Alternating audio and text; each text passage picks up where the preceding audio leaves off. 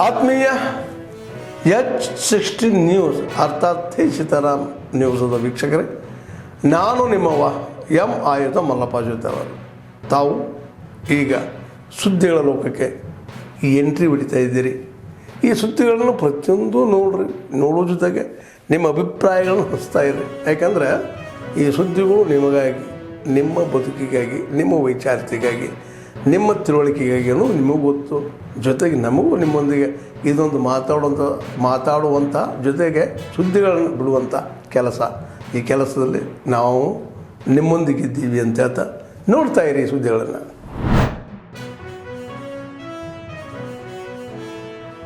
ನಾನು ಆಗ್ರಹ ಮಾಡ್ತಾ ಇರುವಂಥದ್ದು, ಈಗಾಗಲೇ ನಾವು ಚೀಫ್ ಜಸ್ಟಿಸ್ಗೆ ನಾನು ಪತ್ರ ಬರೆದಿದ್ದೆ, ಸೋಮೋಟೋ ನೀವು ಕೇಸ್ ತಗೊಳ್ಳಿ ಅಂತ ಅಡ್ಮಿಟ್ ಆಗಿದೆ.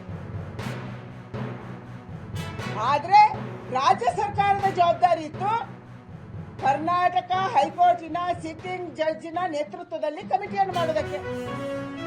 ಹೇಳಿ, ಇವತ್ತು ನೀವು ಹೈಕೋರ್ಟ್ ಅಲ್ಲಿ ಕೇಸ್ ನಡೀತಾ ಇದೆ, ಸೋಮೋಟೋ ನಡೀತಾ ಇದೆ, ನೀವು ಹೇಳಿ, ನೀವು ಯಾವುದೇ ನಿರ್ಧಾರ ತಗೊಂಡ್ರು ಕೂಡ ನಾವು ಅದಕ್ಕೆ ಸಿದ್ಧ ಅಂತ.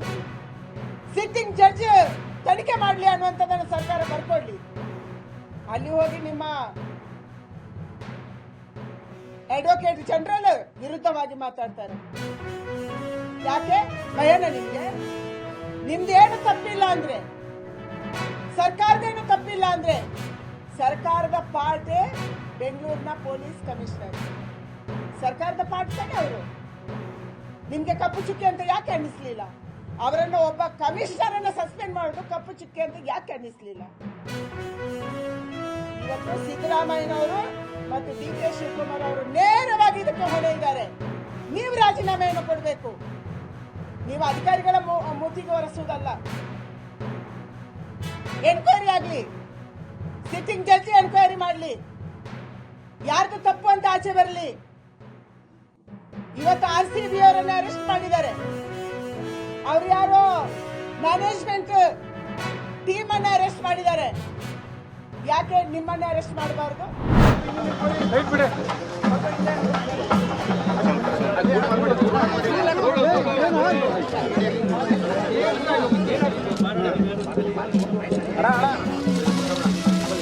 ಪ್ರಾಮಾಣಿಕವಾಗಿ ಪೂರೈಸಿರಿ. ಚಪ್ಪಾಳೆಯ ಮೂಲಕ ಅಭಿನಂದನೆಗಳನ್ನು ಸಲ್ಲಿಸೋಣ.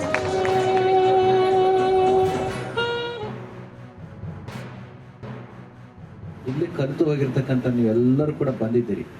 ಪ್ರೊಫೆಸರ್ ಕೃಷ್ಣೇಗೌಡರು ಮಾತನಾಡ್ತಾ ಅವರು ನೊಂದು ಹೇಳಿದರು. ಏನು ಹೇಳಿದರು?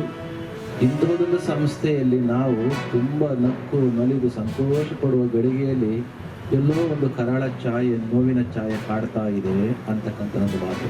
ಕಾರಣ, ದೇಶ ಎಲ್ಲ ಅಲ್ಲಿಗೆ ಸ್ವಾತಂತ್ರ್ಯ ಬಂದ ಕಾಲಕ್ಕೆ ಒಂದು 15-20% ಲಿಟ್ರೇಸಿ ಇದ್ದದ್ದು ಇವಾಗ 80%ಗಿನ ಹೆಚ್ಚು ಲಿಟ್ರೇಸಿನ ಹೊಂದಿದೆ. ಮ್ಯಾಜಿಸ್ಟ್ರೇಟ್ ತನಿಖೆ ಅಂದರು, ಇನ್ನೊಂದು ಅದೇನೋ ನ್ಯಾಯಾಂಗ ತನಿಖೆ ಅಂದರು, ಈಗ CID ತನಿಖೆ ಅಂತಾರೆ.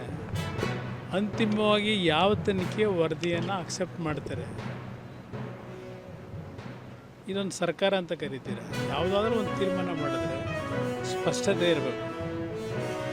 ಇಲ್ಲಿ ತರಾತುರಿಲಿ ಕಮಿಷನರ್ ತಪ್ಪೇನಿತ್ತು, ಅಧಿಕಾರಿಗಳು ತಪ್ಪೇನಿತ್ತು? 1,05,000 ಜನ ರಿಜಿಸ್ಟ್ರೇಷನ್ ಆಗಿದ್ದರು.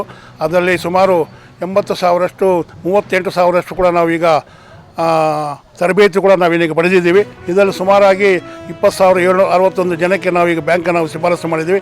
ಅದರಲ್ಲಿ ಸುಮಾರು 7,216 ಜನಕ್ಕೆ ಸಾಲ ಸೌಲಭ್ಯ ಕೂಡ ಏನೀಗ ಸ್ಯಾಂಕ್ಷನ್ ಮಾಡಿದ್ದಾರೆ. ಸ್ಯಾಂಕ್ಷನ್ ಮಾಡಿದಾಗ ಅಮೌಂಟ್ ಕೂಡ 53,43,22,000ರಷ್ಟು ಹಣ ಕೂಡ ಈಗ ಸ್ಯಾಂಕ್ಷನ್ ಆಗಿದೆ. ಅದರಲ್ಲಿ ಸುಮಾರು 5,300 ಜನಕ್ಕೆ ಈಗ ಸಾಲ ಕೂಡ ಏನೀಗ ವಿತರಣೆ ಆಗಿದೆ. ಇದರ ಮೊತ್ತ ಸಹ 29,18,18,42,042 ಹಣ ಕೂಡ ಈಗ ಫಲಾನುಭವಿಗಳಿಗೆ ವಿತರಣೆ ಆಗಿದೆ. ಇದರ ಜೊತೆಯಲ್ಲಿ ತರಬೇತಿ ಪಡೆದಂಥ ಫಲಾನುಭವಿಗಳು ಯಾರು ಸಾಲ ಸೌಲಭ್ಯ ಪಡೆದಿಲ್ಲ ಅವರಿಗೆ ಕೂಡ ಈಗ ಅವರ ಸಲುವಾಗಿ ಕೂಡ ಅವರೀಗ ತರಬೇತಿ ಪಡೆದ ನಂತರ ಸುಮಾರು 15,000ರಷ್ಟು ವರ್ತಿರ್ತಕ್ಕಂಥ ಒಂದು ಟೂಲ್ ಕಿಟ್ಟನ್ನು 18 ಕ್ರಾಫ್ಟ್ಗಳು ನಮ್ಮಲ್ಲಿ ಏನು ನಮ್ಮ ಜಿಲ್ಲೆಯಲ್ಲಿ ರಿಜಿಸ್ಟ್ರೇಷನ್ ಆಗಿದ್ದಾರೆ. 18 ಕ್ರಾಫ್ಟ್ಗಳಲ್ಲಿ ಸುಮಾರು 1,05,000 ಜನ ಈಗ ರಿಜಿಸ್ಟ್ರೇಷನ್ ಆಗಿದ್ದಾರೆ. ಅವರಿಗೆ ಸುಮಾರು ಒಂದು 7,000 ಜನಕ್ಕೆ ಈಗ 15,000 ಹೊರತು ಈಗ ಟೂಲ್ ಕಿಟ್ ಕೂಡ ನಮ್ಮ ಜಿಲ್ಲೆಯಲ್ಲಿ ಈಗ ವಿತರಣೆ ಆಗಿದ್ದಾವೆ. ಈ ಒಂದು ಕಾರ್ಯಕ್ರಮ ಭಾಳ ಯಶಸ್ವಿಯಾಗಿ ನಡೀತಾ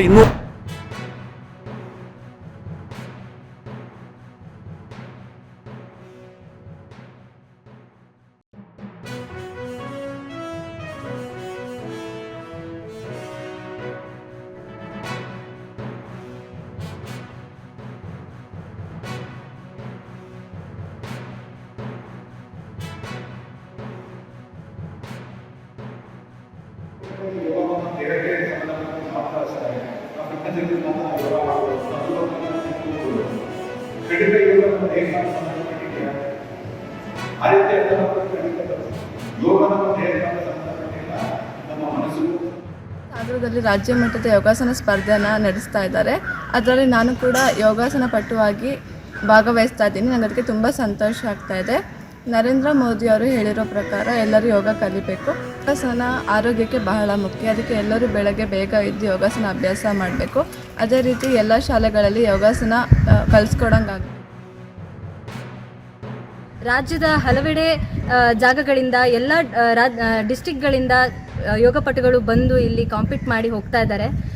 ಬರುವಂತಹ ರಾಷ್ಟ್ರಮಟ್ಟ ಜೂನಿಯರ್ಸ್ ರಾಷ್ಟ್ರಮಟ್ಟ ಜಾರ್ಖಂಡಲ್ಲಿ, ಸೀನಿಯರ್ಸ್ ನ್ಯಾಷನಲ್ ಮೈಸೂರಿನಲ್ಲಿ ನಡೆಯುವಂತಹ ಕಾಂಪಿಟೇಷನ್ಗೆ ಇಲ್ಲಿ ತಂಡ ಸೆಲೆಕ್ಟ್ ಆಗ್ತಾ ಇದೆ.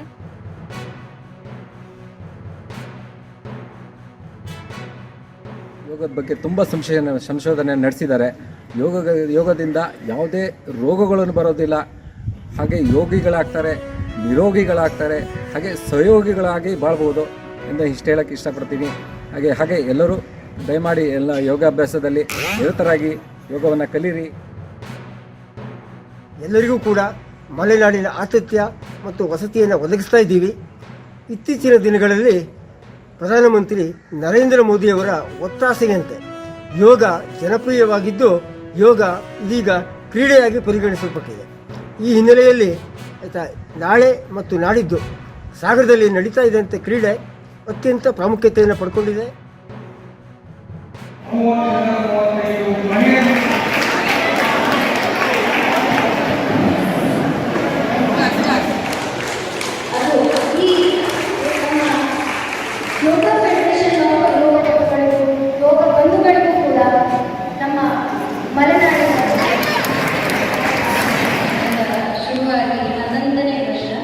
ಆತ್ಮೀಯರೇ, ಎಲ್ಲ ಸುದ್ದಿಗಳನ್ನು ನೋಡಿದ್ರಲ್ಲ, ಏನು ಅನಿಸ್ತು ನಿಮಗೆ? ಇದರಲ್ಲೇ ನಿಮ್ಗೆ ಲೈಕ್ ಆಗಿರ್ಬೋದು, ಡಿಸ್ಲೈಕು ಆಗಿರ್ಬೋದು, ಕಾಮೆಂಟ್ ಬೇಡಪ್ಪ ಅಂತೂ ಅನಿಸಿರ್ಬೋದು, ಕಾಮೆಂಟ್ ಮಾಡಬೇಕಪ್ಪ ಅನಿಸಿರ್ಬೋದು, ಶೇರ್ ಮಾಡಬಾರ್ದಪ್ಪ ಅನಿಸಿರ್ಬೋದು, ಅದು ಮಾಡಬೇಕು ಅನಿಸಿರ್ಬೋದು. ಏನಾದರೂ ಆಗಲಿ ಶೇರ್ ಮಾಡ್ತಾಯಿರಿ, ಈ ನ್ಯೂಸ್ಗಳನ್ನ ಹಂಚ್ತಾ ಇರಿ, ಜೊತೆಗೆ ಇದಕ್ಕೆ ಸಬ್ಸ್ಕ್ರೈಬ್ ಆಗ್ತಾಯಿರಿ ಅಂತ ಹೇಳ್ತಾ H16 ನ್ಯೂಸ್ ಅರ್ಥಾತ್ ಹೇ ಸೀತಾರಾಮ್, ಇದು ಸತ್ಯದ ಕೈಗೆ ನಡಿ. ವಂದನೆಗಳು.